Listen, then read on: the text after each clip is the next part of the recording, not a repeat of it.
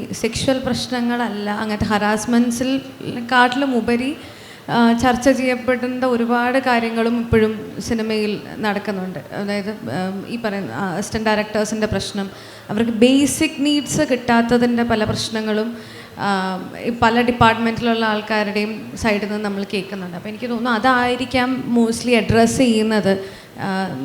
ഒരു പോളിസിയുടെ ഭാഗമായിട്ട് അതായിരിക്കാം കൂടുതൽ. ബേസിക് നീഡ്സിന് നമുക്ക് ഇപ്പം എല്ലാ മേഖലയിൽ വർക്ക് ചെയ്യുന്ന ആൾക്കാർക്കും നമ്മളുടെ ഏറ്റവും അത്യാവശ്യമായിട്ടുള്ള കാര്യങ്ങളില്ലേ, അത് അഡ്രസ്സ് ചെയ്യപ്പെടാണ്ട് നമുക്കതിന് മേലേക്കുള്ള കാര്യങ്ങൾ ചോദിക്കാൻ പറ്റില്ല. കാരണം ഇത് കിട്ടുന്നില്ല, ഇത് കിട്ടാത്തടത്ത് നമ്മളതിന് മേലെയുള്ള കാര്യങ്ങൾ ചോദിച്ചുകൊണ്ട് പ്രത്യേകിച്ച് കാര്യമില്ല. അപ്പം ഫസ്റ്റായിട്ട് എന്താണ് നമുക്ക് ചെയ്യാൻ പറ്റുക എന്നുള്ളതാണ് അവിടെ കൂടുതലായിട്ട് നമ്മൾ നോക്കുന്നത്.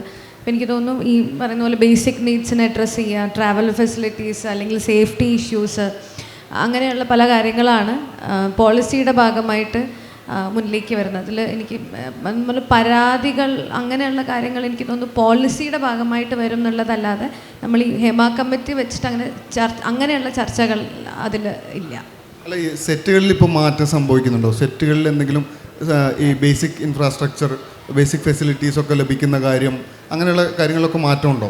ഞാൻ വർക്ക് ചെയ്യുന്ന സിനിമകളിൽ ഇപ്പം ഞാൻ കുറേ കണ്ടിട്ടുള്ള, ഇപ്പോൾ ഗുരുവായൂർ അമ്പലനടയിൽ പറയുകയാണെങ്കിൽ നമുക്ക് അമ്പലം ഷൂട്ട് ചെയ്യുന്ന സമയത്ത് ഏകദേശം 1500ഓളം ജൂനിയർ ആർട്ടിസ്റ്റുകളുണ്ടായിരുന്നു.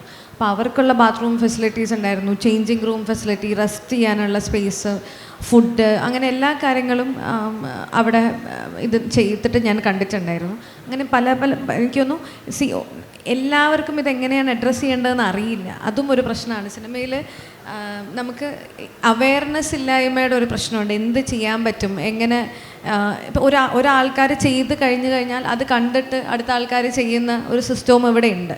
അപ്പോൾ എനിക്ക് തോന്നുന്നു അങ്ങനെയുള്ള സിനിമകളും ഇപ്പോൾ വരുന്നുണ്ട്. ഞാൻ കണ്ടെടുത്തോളം കുറേയും കൂടെ മാറ്റങ്ങളുണ്ട്. ഇപ്പോൾ IC വന്നതിൽ പിന്നെ നമുക്ക് ഒരു കംപ്ലയിൻ്റ് ഉണ്ടെങ്കിൽ അത് പറയാം എന്നുള്ളൊരു സ്പേസിലേക്ക് അതും ഒരുപാട് പേർക്ക് അറിയില്ല. പക്ഷെ അതും ആ അവെയർനെസ്സും നമ്മളിപ്പം കൊടുക്കാൻ വേണ്ടിയിട്ട് നോക്കുന്നുണ്ട്. കാരണം ഇപ്പം ഞാൻ പേഴ്സണലി പറയുകയാണെങ്കിൽ എൻ്റെ കൂടെ വർക്ക് ചെയ്യുന്ന ആർട്ടിസ്റ്റുകൾക്കോ അല്ലെങ്കിൽ ഈ പറയുന്ന പോലെ ടെക്നീഷ്യൻസിനൊക്കെ എന്തെങ്കിലും ബുദ്ധിമുട്ടുണ്ടെങ്കിൽ IC ഉണ്ട്, നിങ്ങൾക്ക് പോയി കംപ്ലയിൻറ്റ് ചെയ്യാം. അത് കംപ്ലയിൻ്റ് ആയിട്ട് വേണമെന്നുണ്ടെങ്കിൽ നിങ്ങൾക്ക് കംപ്ലയിൻറ്റ് ചെയ്യാം എന്ന് പറയുന്ന ഒരു സ്പേസ് ഉണ്ട് എന്നുള്ള അവെയർനെസ് കൊടുക്കാറുണ്ട്. അത് കംപ്ലയിൻറ്റ് നമുക്കിപ്പോൾ ഫോഴ്സ് ചെയ്ത് ചെയ്യിപ്പിക്കാൻ പറ്റുന്ന ഒരു കാര്യമല്ല. അത് അവരുടെ ചോയ്സാണ് കംപ്ലയിൻറ്റ് ചെയ്യണോ വേണ്ടയോ എന്നുള്ളത്.